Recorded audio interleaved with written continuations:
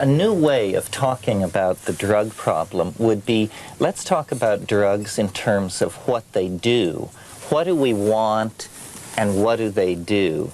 So here you have a family of drugs and the typical image of the addict. What is a drug addict? Well, it's a person who has an obsessive behavior pattern that is unexamined and that causes them to return again and again to the same source of stimulus or the same source of stimulus without ever cognizing the reason why. In other words, unexamined behavior is what is alarming about drug addiction, that people behave like they are obsessed. Well, on that scale, then the most powerful drug of the late 20th century is television and propaganda.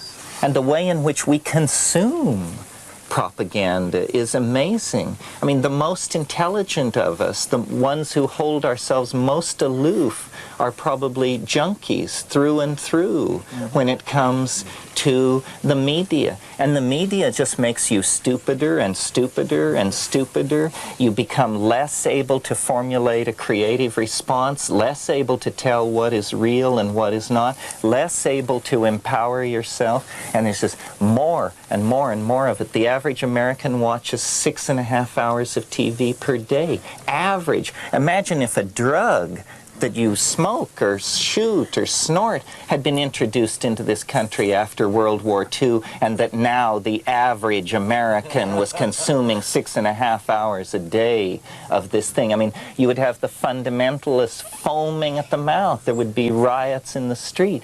It's that we define these things so oddly. We don't attempt to make sense. What I was trying to say this morning about the fact that we must change our minds. We must change our minds. Business as usual will lead to exacerbated conflict over resources and turf, and eventually thermonuclear catastrophe. If the evolution of consciousness is not the way to solve the world's problems, then I don't know what it is. Well, the psychedelics were originally described as consciousness-expanding drugs. That was the phenomenological description of what they were. We need to intervene in our own psyches. We cannot afford the luxury of an unconscious mind that can throw up a Hitler or a Khomeini. We cannot afford the unexamined obsessive behavior pattern that leads us into a conditioned response when somebody leans on our territory or insults our racial heritage or something like that.